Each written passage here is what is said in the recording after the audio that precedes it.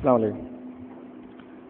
ഇത് നമ്മുടെ കോട്ടയത്ത് നടന്ന നമ്മുടെ ഒരു വലിയ പരിപാടിയിൽ ചോദ്യങ്ങൾ എഴുതി കിട്ടിയപ്പോൾ ഏറ്റവും കൂടുതൽ വന്ന ചോദ്യം പ്രണയമായിരുന്നു.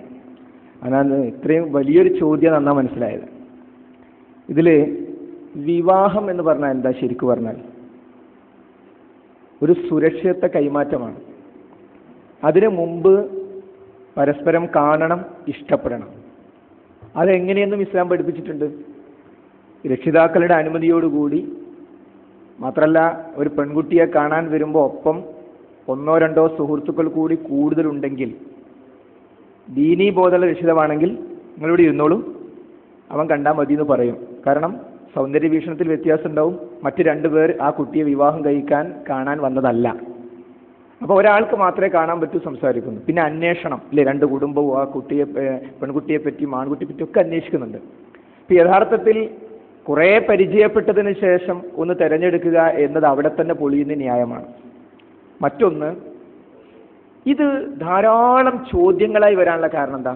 ഇത് തെറ്റാന്ന് സ്വയം തോന്നുന്നുണ്ട്, സംഗതി ശരിയല്ല എന്ന് തോന്നുന്നുണ്ടല്ലേ ചോദ്യം. പിന്നെ പാടുണ്ടോ ഇങ്ങനെ വരാനുള്ള പ്രധാനപ്പെട്ട ഒരു കാരണം അത് തന്നെയാണ്.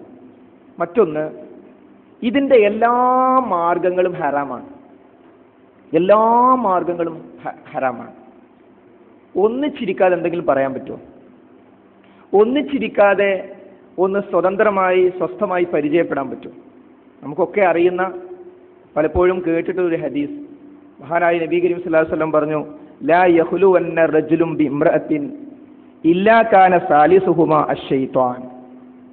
ഒരു പുരുഷനും അന്യ സ്ത്രീയോടൊപ്പം തനിച്ചാവുകയില്ല, ഇരുവരോടുമൊപ്പം മൂന്നാമതായി ശൈത്താൻ ഇല്ലാതെ.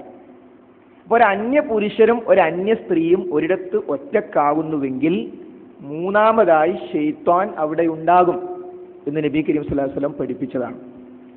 ഈ ഒരൊറ്റ കാര്യം കൊണ്ട് അള്ള പറഞ്ഞിരിക്കുന്നു, അള്ളാഹുവിൻ്റെ പ്രവാചകൻ പറഞ്ഞിരിക്കുന്നു, അങ്ങനെ ഒറ്റക്കാകാൻ പാടില്ല. അതിൻ്റെ മറുപടി കഴിഞ്ഞു. നമ്മളെ സംബന്ധിച്ചിടത്തോളം, വിശ്വാസികളെ സംബന്ധിച്ചിടത്തോളം.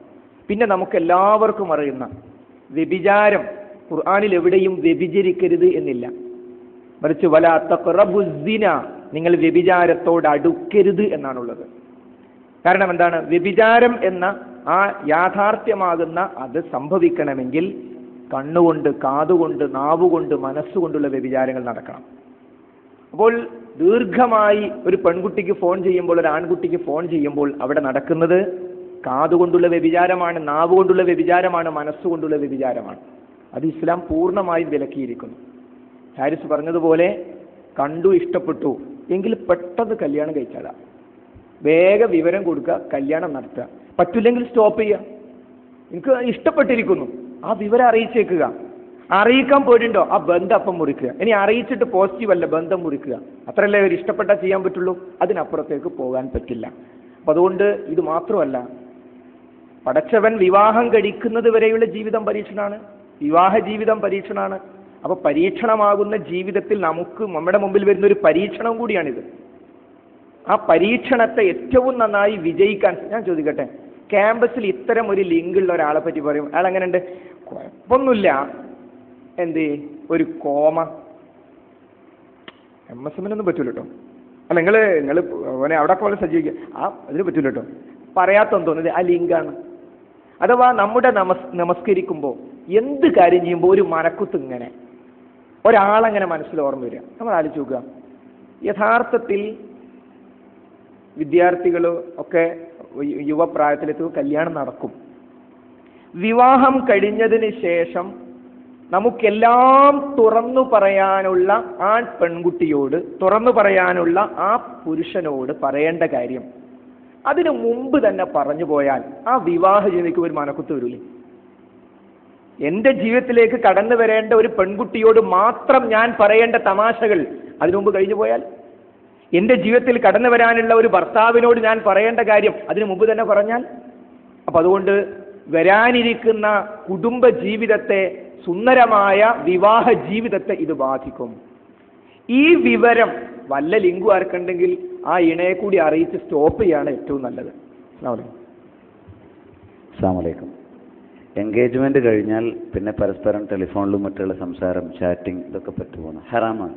നിക്കാഹ് കഴിയണം.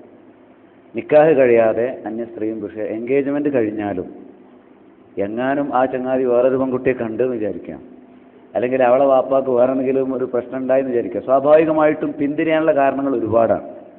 പിന്നീട് ദുഃഖങ്ങളും ഖേദങ്ങളും വരാതിരിക്കാൻ ആ നിക്കാഹ് നീട്ടിവെക്കണ്ട, അത് അത്രയും നേരത്തെ ആക്കാമല്ലോ. അതിനുവേണ്ടി പരിശ്രമിക്കുക എന്നുള്ളതാണ്. നിക്കാഹിന് മുമ്പ് എൻഗേജ്മെന്റ് നടന്നു എന്നുള്ളത് പരസ്പരം സംസാരിക്കാനുള്ള ഒരു പെർമിഷൻ അല്ല.